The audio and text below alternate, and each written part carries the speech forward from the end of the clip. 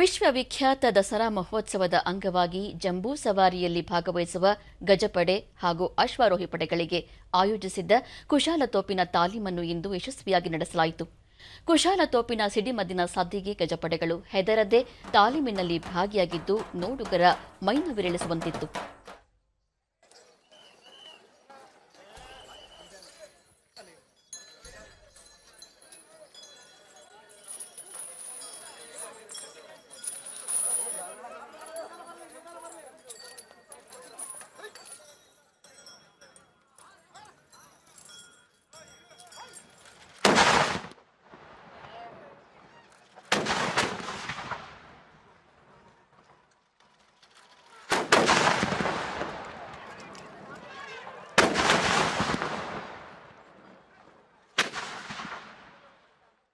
ದಸರಾ ಪ್ರಾರಂಭ ಆಗುತ್ತೆ. ಸುದ್ದಿಗಾರರೊಂದಿಗೆ ಉಪ ಪೊಲೀಸ್ ಆಯುಕ್ತ ಮುತ್ತುರಾಜ್ ಕುಶಾಲತೋಪು ತಾಲೀಮಿನ ವೇಳೆ ಯಾವುದೇ ಅವಘಡಗಳು ನಡೆಯದಂತೆ ಮುಂಜಾಗ್ರತಾ ಕ್ರಮಗಳನ್ನು ಕೈಗೊಳ್ಳಲಾಗಿದೆ.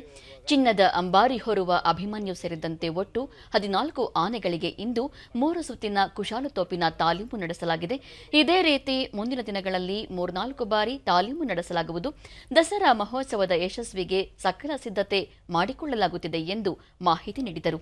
ಈ ಸೌಂಡ್ಗೆ ಅದು ಒಗ್ಬೇಕದು ಮತ್ತು ಯಾವುದೇ ರೀತಿ ಬೆದರಬಾರದು ಅನ್ನೋದಕ್ಕೋಸ್ಕರ 3 ತಾಲೀಮುಗಳನ್ನು ನಾವು ಮಾಡ್ತೀವಿ. ಇವತ್ತು ಮೊದಲನೇ ತಾಲೀಮು ನಾವು ಮತ್ತು ಅರಣ್ಯ ಇಲಾಖೆಯವರು ಸೇರಿ ಮಾಡಿದ್ದೀವಿ. ಕುದುರೆ ಮತ್ತು ಆನೆಗಳೆಲ್ಲ ಜಂಬೂ ಸವಾರಿಗೆ ಭಾಗವಹಿಸುವಂಥ ಎಲ್ಲ ಆನೆಗಳು ಭಾಗವಹಿಸಿದೆ. ಇದು ಮೊದಲನೇ ತಾಲೀಮಿದೆ. 2 ಮತ್ತು 3ನೇದು ಮಾಡ್ತೀವಿ. ಫೈನಲ್ಲು ಜಂಬೂ ಸವಾರಿಗೆ ಪುಷ್ಪಾರ್ಚನೆ ಆಗುವಾಗ ಮತ್ತು ನಂತರ ಇದರಲ್ಲಿ ಬನ್ನಿ ಮಂಟಪದಲ್ಲೂ ಕೂಡ 21 ಫಿರಂಗಿಗಳ ಕುಶಾಲತೋಪುಗಳನ್ನು ಅವತ್ತು ಸಿಡಿಸಲಾಗುತ್ತೆ.